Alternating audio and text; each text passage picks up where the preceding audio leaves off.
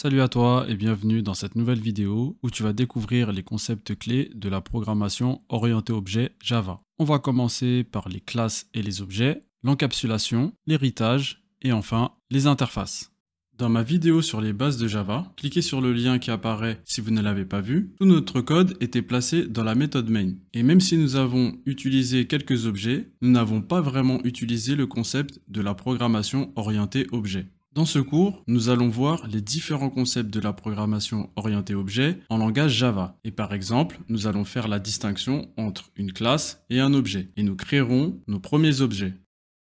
Selon Wikipédia, la programmation orientée objet consiste à la définition et l'interaction de briques logicielles appelées objets. Un objet représente un concept, une idée ou une entité du monde physique, comme par exemple une voiture, une personne ou encore une page d'un livre. Il possède une structure interne et un comportement, et il sait interagir avec ses pairs. Il s'agit donc de représenter ces objets et leurs relations. L'interaction entre les objets, via leurs relations, permet de concevoir et réaliser les fonctionnalités attendues, de mieux résoudre le ou les problèmes. Dès lors, l'étape de modélisation revêt une importance majeure et nécessaire pour la programmation orientée objet. C'est elle qui permet de transcrire les éléments du réel sous forme virtuelle. Une classe est un modèle d'objet. Elle va décrire ce que l'objet sait, on va appeler cela les variables d'instance, et elle va décrire ce que l'objet fait, c'est-à-dire les méthodes. C'est à partir de la classe que les objets sont fabriqués. Prenons par exemple la classe voiture.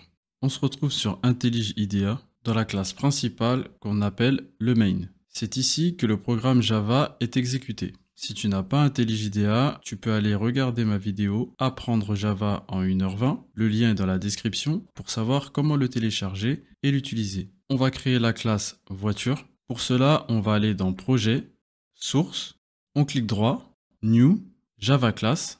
Par convention, on écrit le nom de la classe avec la première lettre en majuscule. On cache l'onglet projet, puis on commence par définir les variables d'instance. Elles représentent l'état de la classe, ce qu'elle sait. On déclare une variable de type integer, c'est-à-dire entier, qu'on appelle puissance. Ensuite, on déclare une variable de type string qu'on appelle modèle. Ensuite, on va définir une méthode de classe qui va représenter le comportement de la classe, c'est-à-dire ce qu'elle va faire. Ici, notre méthode va afficher la vitesse maximale de la voiture en fonction de sa puissance. On utilise donc le mot-clé void qui signifie que la méthode ne renvoie pas de valeur, et cette méthode, on va l'appeler vitesse max. Première instruction dans cette méthode vitesse max, la structure de contrôle if, avec comme condition, si la puissance est supérieure à 1000, alors j'affiche un message vitesse max 350 km/h. Si la condition n'est pas remplie, alors je vais utiliser l'instruction else if, sinon si. En français, je contrôle une nouvelle fois la puissance, que la puissance doit être supérieure à 500. Dans ce cas, j'affiche le message vitesse max 296 km/h. Et dans le cas où ces deux conditions ne sont pas remplies, donc j'utilise l'instruction else, j'affiche vitesse max 280 km/h.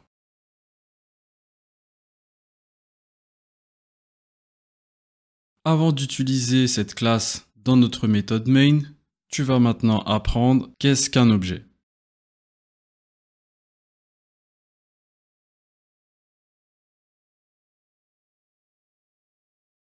Les objets sont essentiels pour comprendre la programmation orientée objet. Le monde réel contient de nombreux exemples d'objets, comme par exemple une voiture, un PC, un avion, un chat, etc. Tous ces objets ont un point commun. Ils ont tous un état et un comportement. Par exemple, la voiture a un état, une marque, une année, une vitesse instantanée et un comportement, accélérer, freiner, reculer. Un très bon exercice pour une meilleure compréhension de la programmation orientée objet est d'observer l'état et le comportement des objets du monde réel.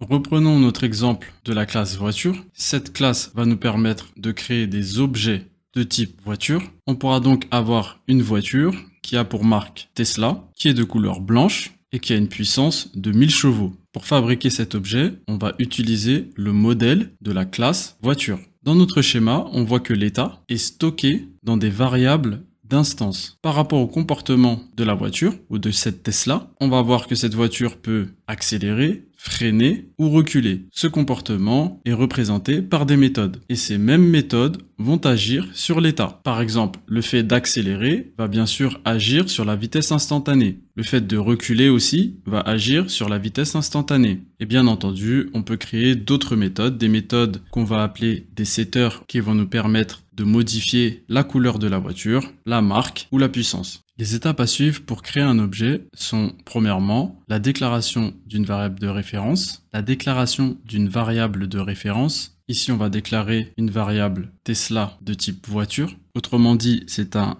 objet de type voiture qui s'appelle Tesla. Deuxièmement, la création de l'objet. On va utiliser l'opérateur new et la classe voiture. Et la dernière étape, affecter l'objet à la variable de référence en utilisant l'opérateur égal. Retour sur IntelliJ IDEA. Dans notre méthode principale, la méthode main, nous allons fabriquer 3 voitures. Première étape, la déclaration de variable de référence. Tout simplement, c'est le nom qui fera référence à votre objet de type voiture. Le premier objet, ce sera un objet de type voiture qu'on va appeler Tesla. L'opérateur new nous permet de créer un nouvel objet et l'opérateur égal nous permet d'affecter un objet voiture à la variable de référence Tesla. Ensuite, on va créer une variable de référence qu'on va appeler RS de type voiture dans laquelle on va affecter une nouvelle voiture. Même chose pour la troisième variable de référence qu'on va appeler GT et on a bien fabriqué nos 3 voitures. Deuxième étape, on va assigner une puissance à chaque voiture. On commence par la Tesla, donc on va utiliser la variable de référence Tesla. L'IDE nous propose les différentes variables de classe contenues dans la voiture. On va choisir la puissance et on va lui assigner la puissance 1020. Même chose pour la RS, à laquelle on va assigner la puissance 400. Troisième voiture, la meilleure pour la fin, la GT, à laquelle on va assigner la puissance 510. Dernière étape, nous allons afficher la vitesse maximale de la voiture en fonction de sa puissance. On reprend la variable de référence Tesla, ce qui va nous permettre d'appeler la méthode vitesse max. Si on regarde le contenu de notre méthode vitesse max dans la classe voiture, sachant que la Tesla a une puissance de 1020, cela veut dire que la première condition sera remplie et que le message qui sera affiché sera vitesse max 350 km/h. Pour la RS qui a une puissance de 400, si on regarde dans la méthode vitesse max, les 2 premières conditions ne seront pas remplies. Ce sera donc le troisième message qui sera affiché, c'est-à-dire vitesse max 280 km/h. Et pour la GT qui a une puissance de 510, le message sera donc vitesse max 296 km/h. Donc il nous reste les 2 dernières variables de référence à utiliser, rs.vitesse_max et gt.vitesse_max. Il n'y a plus qu'à exécuter notre code en utilisant notre raccourci maj F10. C'est bien le résultat attendu. Nous avons bien le bon message qui s'affiche en fonction de la puissance de la voiture. Dans un programme informatique, il est important de sécuriser l'accès aux données. Le langage Java permet de protéger ces données en utilisant l'encapsulation. Dans cette vidéo, je vais te montrer comment protéger les données de ton programme ainsi que les droits à les modifier. On va parler de modification d'accès, de niveau de protection et d'encapsulation. Le langage Java possède 3 modificateurs d'accès, public, protected et private. Ils permettent de définir la visibilité des éléments de notre code ainsi qu'un niveau de protection. Dans ce tableau, on va parcourir les différents niveaux de protection de données en partant du moins strict au plus strict. Le premier modificateur, c'est public. Cela signifie que la totalité du code peut accéder à un élément public, variable, classe, méthode ou un constructeur. Le deuxième modificateur, c'est protected. Dans ce cas, le code n'est accessible qu'au sein de son propre package ainsi que par une sous-classe de sa classe. Troisième modificateur, c'est la valeur par défaut, également connue sous le nom de package private. Dans ce cas, le code n'est visible qu'à l'intérieur de son propre package. Pour faire simple, les packages sont un groupe de classes qui sont liées entre elles. Et le dernier niveau de protection, le plus strict, qui est private, dans ce cas, seul le code de la même classe peut accéder à un élément. En règle générale, on utilisera les niveaux public et private, mais il est important de connaître les autres niveaux de protection. L'encapsulation nous permet de définir qui a accès aux données d'une classe. Par exemple, les données déclarées private d'une classe ne peuvent être accédées et modifiées que par des méthodes définies dans la même classe que l'on appelle des accesseurs, get ou set. Il sera possible d'accéder aux données depuis une autre classe par l'intermédiaire d'une méthode de la classe dédiée à cela. L'encapsulation permet de masquer et de protéger vos données. Et il y a une règle générale lorsqu'on est débutant en encapsulation: déclarez vos variables d'instance privées, c'est-à-dire private, et gérez le contrôle d'accès avec des méthodes get et set publiques. Retour sur IntelliJ IDEA et notre classe voiture. La définition de la classe va se diviser en 3 étapes. Première étape, l'encapsulation de la classe, c'est-à-dire la protection des variables de classe. Deuxième étape, la définition du constructeur. Troisième étape, écrire notre méthode, c'est-à-dire le comportement de la voiture. On va commencer par l'encapsulation de notre classe en rendant nos variables de classe private.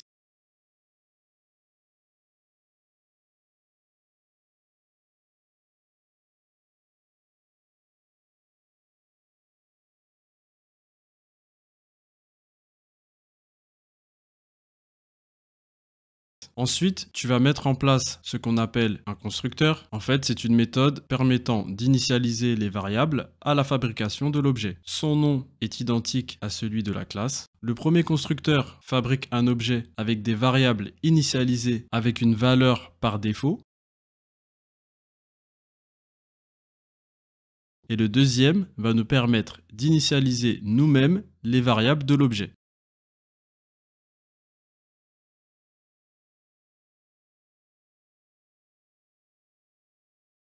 Le mot-clé this fait référence à l'instance ou l'objet en cours. Pour faire simple, une instance, c'est un objet. Par exemple, this.puissance va faire référence à la variable puissance de l'objet ou de l'instance courante. Rappelez-vous qu'une instance, c'est la même chose qu'un objet, c'est-à-dire la nouvelle voiture qu'on aura fabriquée à partir de la classe voiture. Dernière étape, la définition du comportement de l'objet. On va commencer par écrire les accesseurs, c'est-à-dire les getters et les setters. Ils vont nous permettre soit d'avoir un accès en écriture, c'est-à-dire modifier la variable, ou en lecture, c'est-à-dire visualiser la valeur contenue dans la variable. IntelliJ IDEA nous permet de les générer automatiquement. C'est vraiment très pratique, surtout quand on a une dizaine ou une centaine de variables de classe.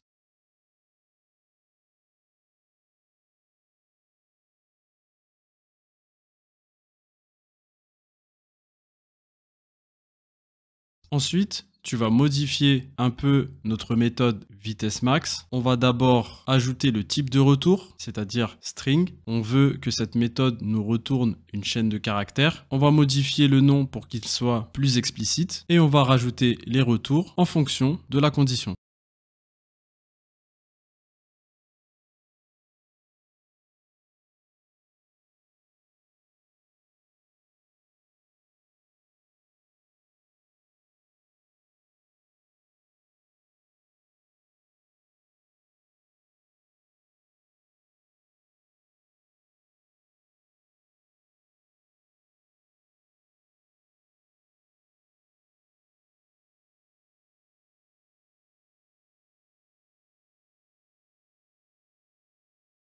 Et enfin, on va rajouter une méthode qui ne retourne rien, qui s'appelle afficher info et qui va nous permettre d'afficher toutes les informations de notre voiture. Elle affichera le modèle et tel modèle, la puissance et telle puissance, et la vitesse maximum et telle vitesse maximum.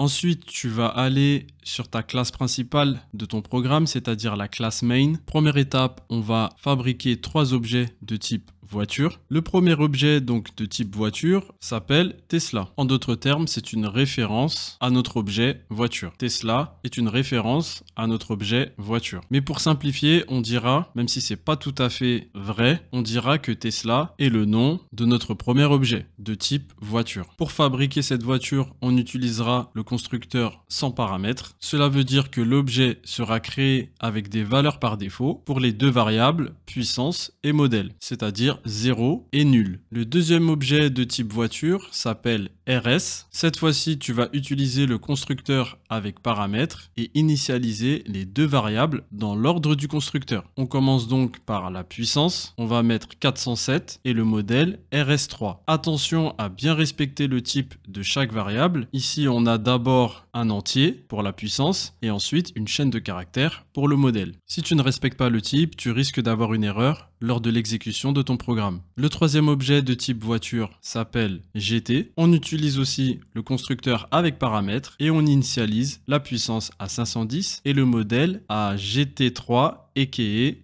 le meilleur pour la fin.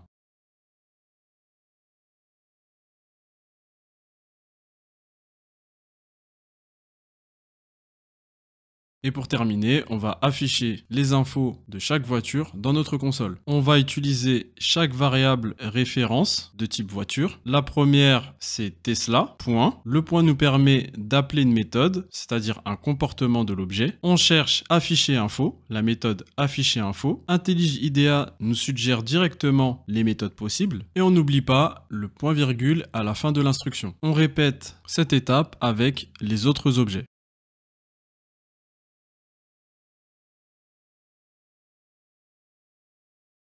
On exécute notre code avec le raccourci maj F10.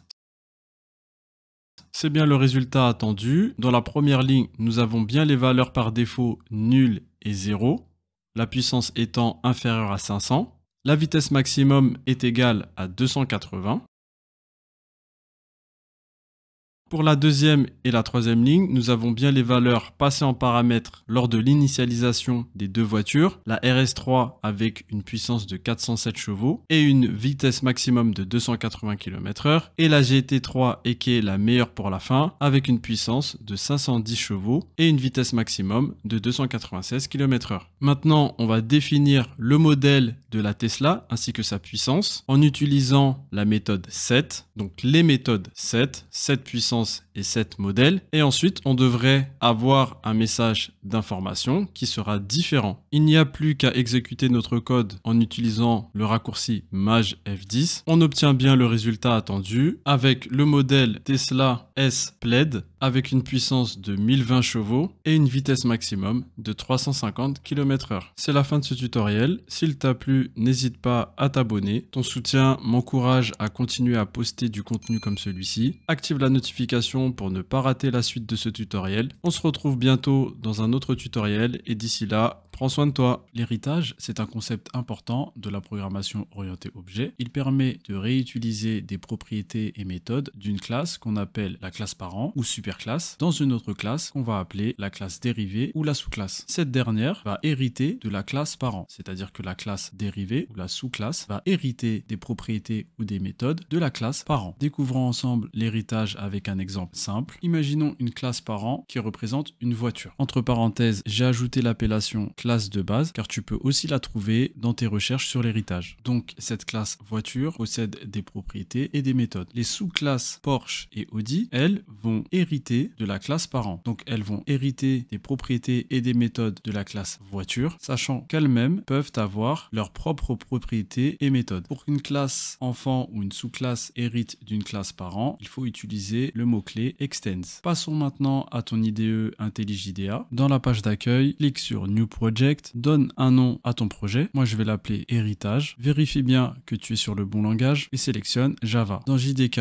vérifie bien que tu as une version récente du JDK disponible. Dans mon cas, j'ai la version 19. Et ensuite, tu peux cliquer sur Create. Pour passer en full screen, clique sur View, Appearance et Enter Full Screen. Tu peux cliquer aussi sur Contrôle molette pour ajuster la taille de la police. Ensuite, tu vas te placer sur le dossier SRC, source, afin de créer une nouvelle classe. Tu cliques droit, New, Java Class. Ensuite, tu vas donner un nom à ta classe. Règle de syntaxe importante, une classe commence par une lettre majuscule. Cette classe, tu vas l'appeler voiture et tu cliques sur Entrée. Dans l'arborescence de ton projet, ta classe apparaît bien juste en dessous de la classe main, qui est ta classe principale. Et dans la classe voiture, tu vas définir les différentes propriétés d'une voiture. Par exemple, une voiture a une marque. Donc pour stocker cette marque, tu vas définir une variable de type string que tu vas appeler marque. Ensuite, une autre propriété de la voiture, ça va être son modèle. Donc tu vas définir une variable de type string que tu vas appeler modèle pour stocker le modèle d'une voiture. Après avoir fait cela, on va définir ensemble les différents comportements d'une voiture. Alors je vais volontairement simplifier l'exemple pour que ce soit facile à comprendre pour toi. Ici, on va utiliser des méthodes qui vont afficher quelque chose à l'écran. Tu comprends qu'ici, on pourrait définir des comportements beaucoup plus complexes, comme par exemple calculer la vitesse du véhicule ou définir la puissance de la voiture en fonction de son modèle. Tu vas donc écrire une première méthode void, c'est-à-dire une méthode qui ne retourne rien, afin d'afficher une information dans la console. Cette méthode, tu vas l'appeler afficher marque, et pour afficher la marque, tu vas utiliser la méthode println en tapant system.out.println et entre guillemets double en paramètre de la fonction, tu vas écrire un message, par exemple la marque de cette voiture est, et tu vas concaténer le message avec la variable marque. Tu peux rajouter le modificateur d'accès public devant ta méthode. La méthode est ainsi accessible de partout. Deuxième comportement, afficher le modèle de la voiture. Cette méthode aura quasiment la même signature que la méthode précédente. Le modificateur d'accès public, le mot-clé void, avec un nom légèrement différent, afficher modèle. Pour afficher le modèle, tu vas utiliser la méthode println et en paramètre de la méthode, entre guillemets double, tu vas écrire un message, par exemple, le modèle de cette voiture est, et tu vas le concaténer avec la variable modèle. C'est tout pour la classe parent. Tu vas passer maintenant à la classe enfant. Dans l'arborescence de ton projet, dans le dossier SRC, tu vas cliquer droit, New, classe Java, et tu vas donner un nom à cette classe héritée. Cette classe héritée, tu peux l'appeler Porsche, par exemple. Et pour la faire hériter de la classe parent voiture, tu vas utiliser le mot-clé extends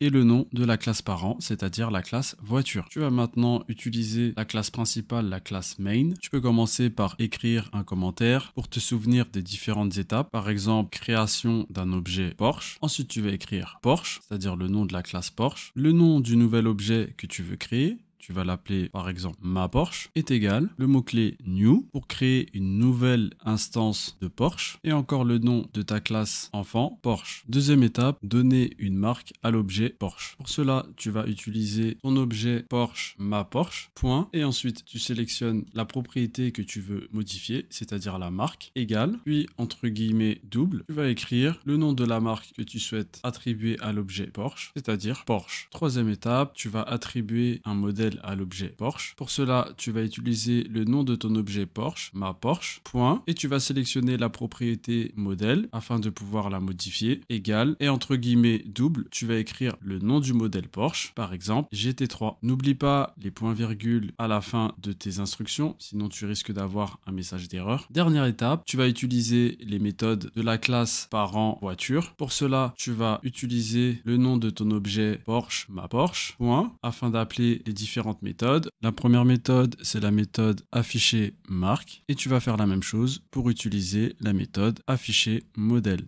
Tu n'as plus qu'à exécuter ton code pour vérifier le résultat dans ta console. C'est bien le résultat attendu. Tu as bien les deux messages qui s'affichent dans ta console. La marque de cette voiture est Porsche, le modèle de cette voiture est GT3. C'est la fin de cette vidéo. Je te remercie de l'avoir suivi jusqu'à la fin. Je te félicite parce que tu viens d'apprendre une notion importante en langage Java, l'héritage. N'hésite pas à t'abonner et à liker la vidéo pour l'algorithme de YouTube.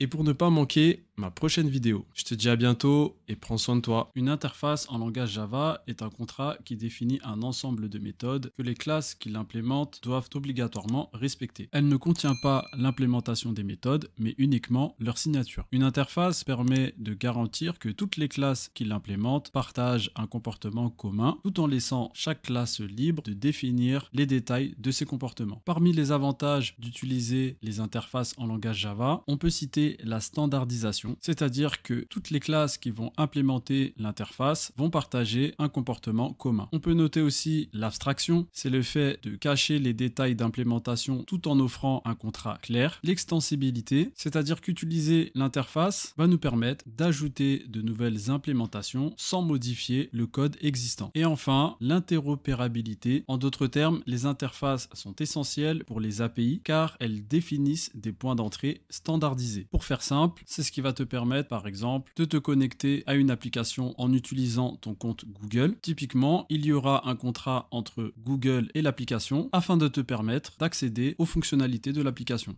Dans IntelliJ IDEA, tu vas créer un nouveau projet en cliquant sur New Project. Tu vas ensuite donner un nom à ton projet. Moi, je vais écrire tuto interface. Vérifie que le langage sélectionné est bien Java et que ton JDK est bien la dernière version que tu as téléchargée. Pour mon cas, c'est la version 19. Et ensuite, tu peux cliquer sur Create. Sur le dossier SRC, tu cliques droit, New, Java Class. Tu sélectionnes Interface. Et tu vas appeler ton interface Porsche. Dans ton interface, tu vas écrire un commentaire, déclaration de 3 méthodes. Cela va te permettre d'avoir une information au cas où tu reviennes plus tard sur le code et que tu te souviennes à quoi il sert. Ça peut aussi permettre à un autre développeur de pouvoir comprendre ton code. Ensuite, tu vas déclarer une première méthode. Pour rappel, dans l'interface, on ne déclare que des signatures, c'est-à-dire des méthodes qui n'ont pas de contenu. Première méthode, la méthode démarrer. Toutes les classes qui vont utiliser cette interface vont devoir compléter chacune de ces méthodes. C'est-à-dire qu'elles vont devoir personnaliser le comportement de chaque méthode. Deuxième méthode, la méthode accélérée. On utilise le mot-clé void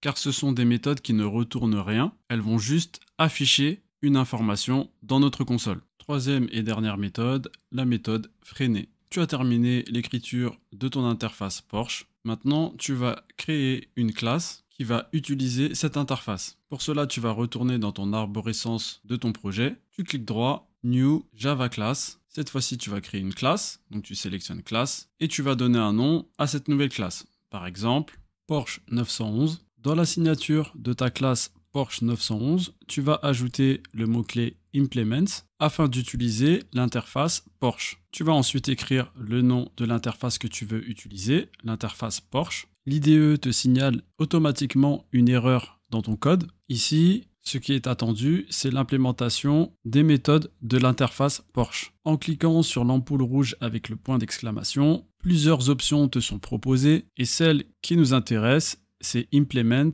Methods. Ça va te permettre d'implémenter automatiquement les méthodes qui se trouvent dans l'interface Porsche. L'écran de sélection des méthodes à implémenter apparaît et tu vas sélectionner les 3 méthodes. Tu peux ensuite cliquer sur OK. Les 3 méthodes de l'interface Porsche ont été ajoutées à ta classe Porsche 911 et maintenant il va falloir remplir ces méthodes. En d'autres termes, tu vas définir le comportement de chacune de ces méthodes. Dans la première méthode, la méthode démarrer, on va simplement afficher un message en utilisant la méthode println. En paramètre de la méthode println, entre guillemets double, tu vas écrire le message la Porsche 911 démarre. Même chose pour la méthode accélérée, tu vas afficher un message en utilisant la méthode println. Cette fois-ci, tu vas écrire le message la Porsche 911 accélère. Et enfin, la méthode freiner, même chose, tu vas utiliser la méthode println et écrire le message la Porsche 911 freine. Tu as terminé l'écriture de la classe Porsche 911 qui implémente l'interface Porsche. Maintenant, tu vas passer à la dernière étape, la création de tes objets et l'exécution de ton code dans la classe principale, la classe main. Pour cela, tu vas cliquer sur Project et sélectionner la classe main. Tu vas commencer par écrire un premier commentaire création d'un objet Porsche 911. Puis pour créer ton objet, tu vas taper Porsche, c'est-à-dire le nom de l'interface Porsche, puis le nom de l'objet. Dans mon cas, je vais lui donner le nom ma Porsche est égal à new pour créer un nouvel objet, Porsche 911 pour créer un nouvel objet de type Porsche 911. C'est-à-dire que là, tu as créé une nouvelle Porsche 911 qui s'appelle ma Porsche. Ensuite, tu vas écrire un autre commentaire, utilisation des méthodes. Ensuite, pour utiliser les méthodes, pour les appeler, tu vas prendre le nom de ton objet Porsche, c'est-à-dire ma Porsche, point, et l'autocomplétion va te permettre de sélectionner la méthode que tu souhaites. Donc, premièrement, on va utiliser la méthode démarrer. Ensuite, même chose pour utiliser une autre méthode. Tu tapes le nom de ton objet, ma Porsche, point, accélérer. Même chose pour utiliser la troisième méthode, la méthode freiner, ma Porsche, point, freiner. Tu as maintenant créé un nouvel objet 911 et tu as utilisé les trois méthodes de l'interface Porsche qui ont été implémentées dans la classe Porsche 911. Et ces mêmes méthodes ont été personnalisées dans ta classe Porsche 911. Tu peux maintenant exécuter ton code pour vérifier le résultat dans la console. C'est bien le résultat attendu. Tu as bien les trois messages. Donc le premier message, la Porsche 911 démarre. Donc ça, c'est le message qui était dans la méthode démarrer. Le deuxième message, la Porsche 911 accélère, qui était défini dans la méthode accélérer. Et le dernier message, la Porsche 911 freine, qui a été défini dans la méthode freiner. Les interfaces sont également très utilisées dans le cadre des API parce qu'elles vont permettre de définir un contrat clair entre différentes parties d'un programme ou différents systèmes. Là, on va imaginer une API pour gérer plusieurs modèles de Porsche. Tu vas donc créer une interface Porsche API. Pour cela, tu vas aller dans l'arborescence de ton projet et cliquer droit pour créer une nouvelle interface. Sélectionne New, Java Class, Interface, et cette interface, tu vas l'appeler Porsche API. Dans cette interface, tu vas définir plusieurs méthodes que toute voiture Porsche doit implémenter. On va même permettre de personnaliser certains aspects, comme par exemple la vitesse, dans la méthode accélérer.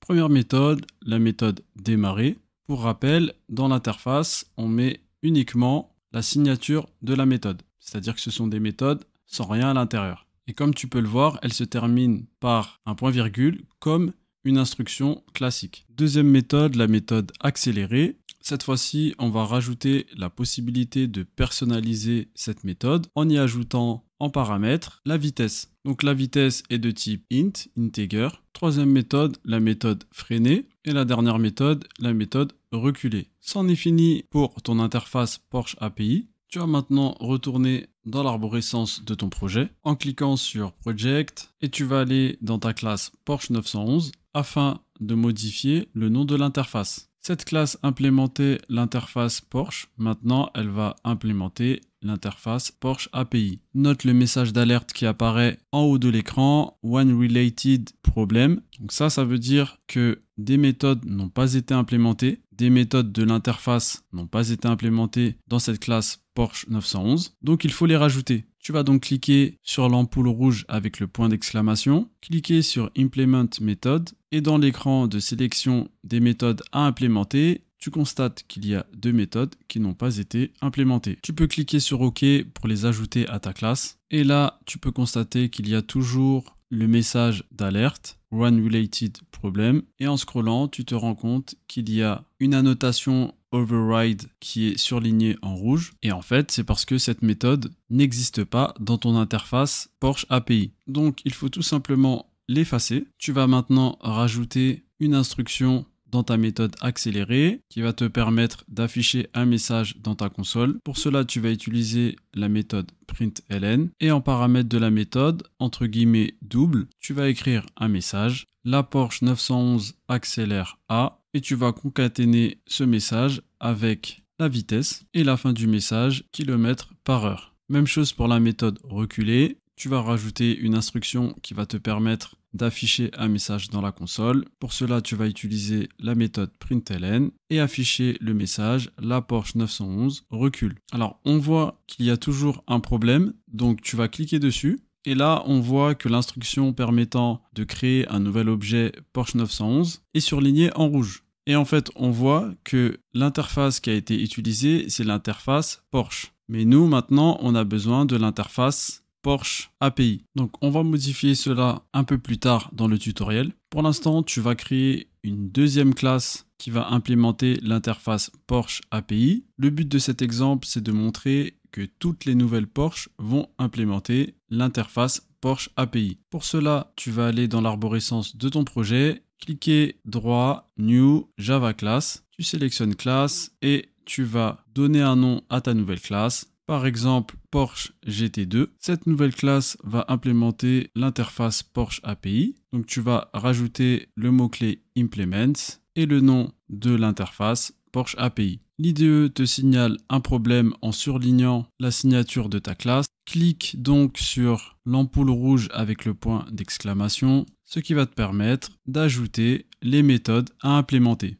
L'écran de sélection des méthodes à implémenter apparaît. Par défaut, elles sont toutes sélectionnées, donc on va laisser comme ça. Et tu cliques sur OK. Tes méthodes sont ajoutées à ta classe Porsche GT2. Il n'y a plus qu'à les remplir. Pour cela, je vais reprendre tout simplement les instructions de la classe Porsche 911 et je vais tout simplement faire un copier-coller et modifier le nom de la Porsche dans les messages. Dans la méthode démarrer, je vais modifier le Porsche 911 et le remplacer par Porsche GT2. Pareil pour la méthode accélérée, sauf que je vais modifier légèrement le message. La Porsche GT2 accélère à et je vais concaténer le début du message avec la valeur de la variable vitesse. Même chose pour la méthode freinée et la même chose pour la méthode reculée.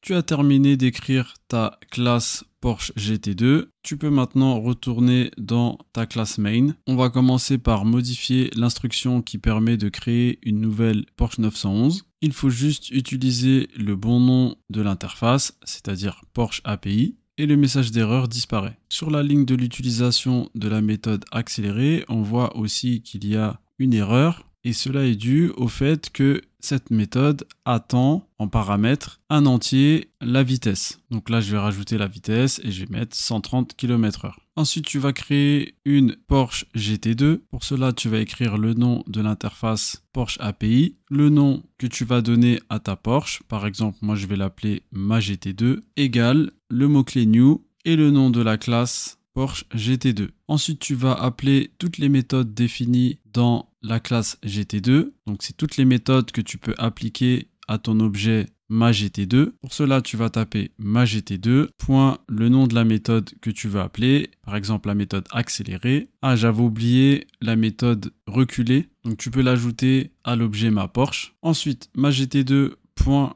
et tu vois que l'autocomplétion te permet de choisir la méthode que tu veux. Donc là, on va choisir la méthode accélérée. Cette méthode attend un nombre entier en paramètres. Ce nombre entier, c'est la vitesse de la voiture. Par exemple, je vais mettre 110. Ensuite, on passe à la troisième méthode. Donc maGT2, point la méthode freinée. Tu peux rajouter un commentaire pour te souvenir de l'objectif de cette suite d'instructions. Donc par exemple, utilisation des méthodes pour la GT2, sachant que la première ligne, c'est la création de l'objet GT2. Donc l'objet GT2 qui s'appelle ma GT2. Et ensuite, la dernière méthode, la méthode reculée. Ma GT2, point la méthode reculée. Il n'y a plus qu'à exécuter ton code pour vérifier le résultat dans ta console. Et c'est bien le résultat recherché. Tu as bien les 4 messages pour la Porsche 911 et les 4 messages pour la Porsche GT2 avec la vitesse de 130 km/h pour la 911 et la vitesse de 110 km/h pour la Porsche GT2. Bien entendu, ce sont des exemples très simples où tu as simplement affiché des messages dans ta console, mais tu pourrais par exemple afficher ou même calculer la vitesse en fonction du nombre de chevaux. Mais l'objectif était simplement de te faire comprendre, de te faire découvrir le concept de l'interface. C'est la fin de ce tutoriel. Je te remercie de l'avoir suivi jusqu'à la fin. Je te félicite également pour tes efforts. Si tu as suivi l'ensemble de mes vidéos sur la programmation orientée objet Java, tu connais donc les classes, les objets, la notion d'héritage et la notion d'interface. N'hésite pas à t'abonner et à liker la vidéo pour l'algorithme de YouTube et pour ne pas manquer ma prochaine vidéo. Sur ce, je te dis à bientôt et prends soin de toi.